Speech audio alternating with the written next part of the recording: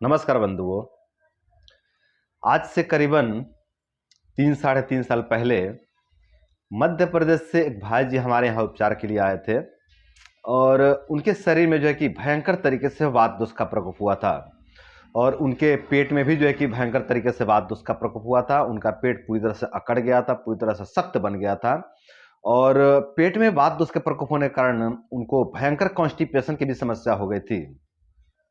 2-2 दिन तक 3-3 दिन तक उनको जो है कि शौच होता ही नहीं था। इतना ज़्यादा कॉन्स्टिपेशन था ना कि 2-2 दिन तक 3-3 दिन तक उनको शौच नहीं होता था। उनका पूरा शौच पेट में ही पड़े रहता था और पेट में पड़े पड़े सड़ते रहता था, पूरा पेट में सूख जाता था वात दोष के प्रकोप होने के कारण। और भयंकर जो है कि उनकी कमजोरी बढ़ते जा रही थी और दिन पर दिन उनके शरीर का क्षय होते जा रहा था। उनका जो है कि वजन घटते जा रहा था दिन प्रतिदिन। तो हमने उनसे पूछा कि ये आपको समस्या कब से शुरू हुई हैं? तो उन्होंने कहा कि भैया हम तो पहले से ही परेशान थे, थोड़ा बहुत परेशानी हमें पहले से ही थी, लेकिन जब से हम ब्रह्मचर्य का पालन करना शुरू किया है ना, तब से हमारी ज़िंदगी और ज़्यादा नरक बन गई है ब्रह्मचर्य के वजह से। तो हमने कहा कि ब्रह्मचर्य से तो ऐसा हो नहीं सकता, ब्रह्मचर्य से तो ऐसा हो ही नहीं सकता कि आप ब्रह्मचर्य का पालन करें आपका ज़िंदगी नरक बन जाए। हाँ, कुछ समय तक वो फ्लैट लाइन होता है तो उस दौरान में थोड़ा कष्ट होता है, तकलीफ होता है ना, लेकिन फिर बाद में जो है कि बेटर हो जाता है, जीवन बहुत बेहतर हो जाता है। और वो करीबन 1 साल से ब्रह्मचर्य का पालन कर रहे थे, है ना। तो मैंने कहा कि इतना लंबा तो फ्लैट लाइन चलेगा नहीं, ज़्यादा से ज़्यादा 1 महीना 1.5 महीना 2 महीना परेशान करता है, फिर बाद में तो फ्लैट लाइन की प्रबलता कम हो जाती है। अगर चलता भी है लंबे समय तक ना तो इतना प्रबल नहीं रहता है, धीरे धीरे जो है कि शरीर का रिकवरी होने लग जाता है। कुछ जो है कि थोड़ा सा रह जाता है, फ्लैट लाइन का कुछ अंश रह जाता है, तो वो मानसिक स्तर पर परेशान करता है, मतलब कभी निराशा कभी उदासी आते रहता है, इस तरह की समस्या होती है। बट शरीर इतना तेजी से नष्ट नहीं होगा और उनकी शरीर बहुत तेजी से नष्ट हो रही थी। तो हमने कहा कि और क्या आप नियम अपनाए हो अपने जीवन में, और भी कुछ गलतियां आपसे हो रही है क्या जाने अनजाने में, और बताओ अपने बारे में। तो उन्होंने कहा कि भैया हम जो है कि यूट्यूब पे वीडियो देखें कि ब्रह्मचारी को जो है कि उपवास करना चाहिए, ब्रह्मचारी को योग व्यायाम करना चाहिए, एक्सरसाइज करना चाहिए। बिना एक्सरसाइज के जो है कि वीर्य का ऊर्ध्वगमन नहीं होता है और उपवास यदि नहीं करता है ब्रह्मचारी तो जो है कि ब्रह्मचर्य का लाभ नहीं मिलता है। और लहसुन प्याज जो है कि ब्रह्मचर्य में नहीं खाना चाहिए। तो इस तरह से जो है कि हमने इस वीडियो को देख करके हम सभी नियमों को जो है कि अपने ऊपर लागू कर लिए हैं।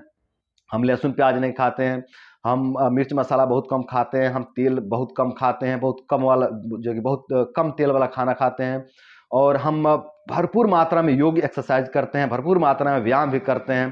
तो जो है कि इस तरह से जब वो बतलाए ना अपनी जो है कि दिनचर्या, अपना भोजन, अपना लाइफ स्टाइल, तो हम बोले कि बस यही गलतियां आपसे हो रही है।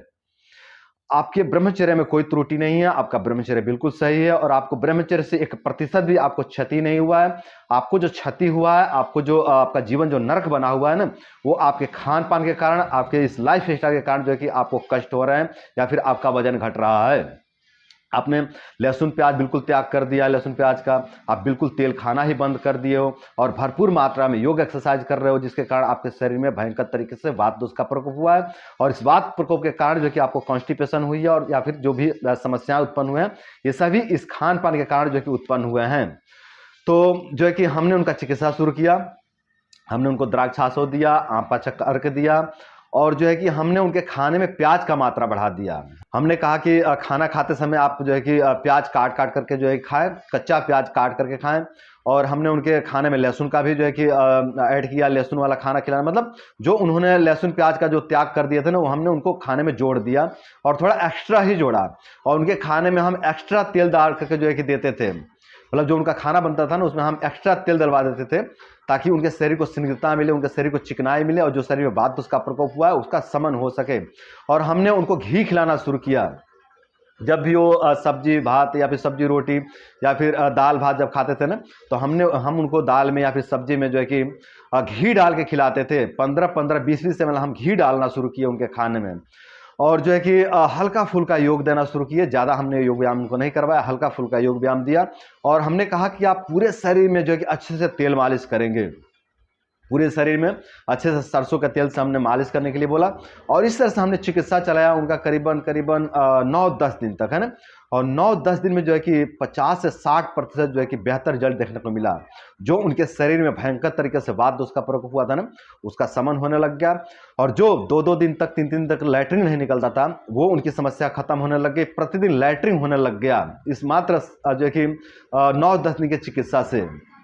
तो ये जो कुछ भी जो उनको लाभ मिला ना, ये सब जो उनके खान पान में जो परिवर्तन करा गया ना, उसके वजह से उनको लाभ मिला। और थोड़ी सी जो है कि दवाइयों की रोल थी, है ना। तो इस तरह से जो हमने उनको चिकित्सा दिया ना, तो जो है कि 9-10 दिन में जो है कि वो 50 से 60% रिकवर हो गए। और फिर जो है कि वो अपने घर चले गए। और फिर जो है कि धीरे धीरे पूरी तरह से वो रिकवर हो गए, पूरी तरह से जो है कि उनका जीवन बदल गया। तो बंधुओं, इस तरह से जो है कि गलत खान पान चयन कर लेने से भी जो है कि जीवन नर्क बन जाता है। गलत लाइफ स्टाइल को बना लेने से भी जीवन नर्क बन जाता है। अति परिश्रम कर लेने के कारण भी जो है कि जीवन नर्क बन जाता है, जैसा इस भाई का जीवन नर्क बन गया था। तो बंधुओं, ये जो है कि इस भाई की कहानी हमने आप लोगों के साथ इसलिए शेयर किया ताकि यदि आप लोग भी इस तरह कहीं गलतियां कर रहे हो तो उसको आप लोग देखें और उसको सुधार करें। जहां बंधुओं, यदि आपके भी शरीर में भयंकर तरीके से वात दोष का प्रकोप हुआ है और आप चिकनाई खाना बंद कर दिए हैं, आप तेल खाना बंद कर दिए हैं, आप लहसुन प्याज का त्याग कर दिए हैं और भरपूर मात्रा में एक्सरसाइज कर रहे हैं, आप 2-2 घंटा 3-3 घंटा योग व्यायाम में दे रहे हैं, तो मेरे भाई इस तरह के लाइफ स्टाइल को आप बदलिए, इस तरह की गलतियों को आप त्याग दीजिए। देखिए, अति किसी भी चीज़ की हानिकारक होती है भाइयों। यदि आप पूर्ण रूप से आप तेल का त्याग कर देते हो तो आपको चिकनाई कहाँ से मिलेगा? फिर तो चिकनाई केवल और केवल आपको ब्रह्मचर्य से ही मिलेगा, है ना। तो बंधु, ब्रह्मचर्य भी तब काम करेगा ना जब आप कुछ चिकनाई ले रहे हो, जब आप शरीर को पोषण देंगे तभी तो ब्रह्मचर्य भी काम करेगा ना। आप शुक्र बढ़ाने वाली चीज को खाना ही बंद कर देंगे और कहेंगे कि हम शुक्र का रक्षा कर रहे हैं, तो ये कौन सी बहादुरी की बात होगी बंधु? ये कोई बहादुरी की बात नहीं है, तो अवैज्ञानिक बातें हो गई और इससे आपको क्षति होगा, समझ रहे हैं। तो आपको सम मात्रा में अपने पाचक अग्नि के अनुसार आपको तेल, दूध, घी, दही, पनीर, मतलब पौष्टिक चीजों का सेवन करना है आपको। आप पूर्ण रूप से महात्मा मत बन जाइए मेरे भाई, आप पूर्ण रूप से सन्यासी मत बन जाइए। आप गृहस्थी हैं, आप परिवार वाले हैं, तो आपको जो है कि सम मात्रा में इन सब चीजों का जो है कि सेवन करते रहना है। और लहसुन, देखिए बहुत मतलब दुष्प्रचार हो गया लहसुन प्याज के बारे में, बहुत दुष्प्रचार हुआ कि लहसुन प्याज जो है कि ये राक्षसों का मल है, तो राक्षसों का भोजन है, तो राक्षसी भोजन है ना, इस तरह का बहुत दुष्प्रचार हुआ है।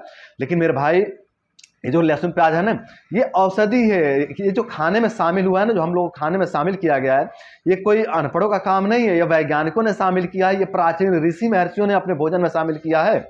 तो इसका सब मात्रा में सेवन करना जरूरी है। हाँ, यदि आपका शरीर पुष्ट है, हष्ट पुष्ट है, तंदुरुस्त है, आप बलवान है, तो आप त्याग कर सकते हैं, फिर आपको जरूरत नहीं है लहसुन प्याज खाने की, है ना। आप पूर्ण रूप से स्वस्थ हैं, आप बलवान हैं, हष्ट पुष्ट तंदुरुस्त है, तो आप मत खाइए लहसुन प्याज, मत खाइए घी, मत खाइए दूध, चलेगा, है ना।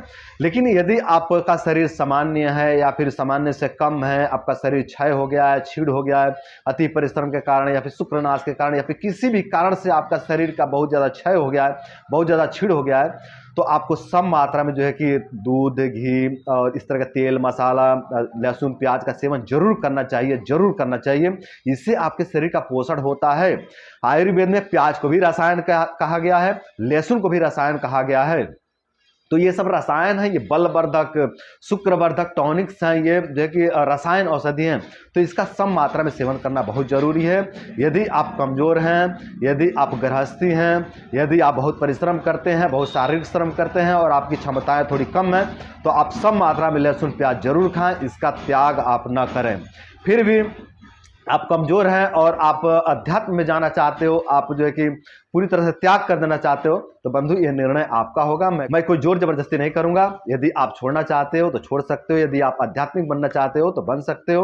हाँ, यदि आप जीवन की रक्षा करना चाहते हो, आप शरीर की रक्षा करना चाहते हो, आप चाहते हो कि मैं स्वस्थ रहूं, अपने शरीर को भी बेटर रखूं, अपने दोषों को भी जो है कि बैलेंस में रखूं, तो सम मात्रा में आप लहसुन प्याज का सेवन जरूर करें। आप सम मात्रा में दूध, घी, तेल का सेवन जरूर करें। ये हानिकारक नहीं है, ये सब औषधि है। जब अति हो जाता है, जब ज्यादा मात्रा में हम लोग इसका सेवन कर देते हैं, तब जो है कि इसका जो है कि दुष्प्रभाव देखने को मिलता है, इसका जो है कि नुकसान देखने को मिलता है। और यदि हम लोग सम मात्रा में लहसुन प्याज का सेवन करते हैं, सम मात्रा में दूध, घी, तेल का सेवन करते हैं, स्निग्धता का सेवन करते हैं, तो इससे शरीर का पोषण होता है, जीवन का रक्षा होता है, शरीर का रक्षा होता है। तो बंधुओं, आज की वीडियो में इतना ही। आशा करते हैं कि इस वीडियो से आप लोग को बहुत कुछ सीखने को मिला होगा और इस वीडियो से सीख लेकर के आप लोग अपने जीवन का रक्षा करेंगे और अपने जीवन का रक्षा करके आप लोग अपने जीवन को सुंदर, सरल एवं सफल बनाएंगे। तो आज के लिए बस इतना ही।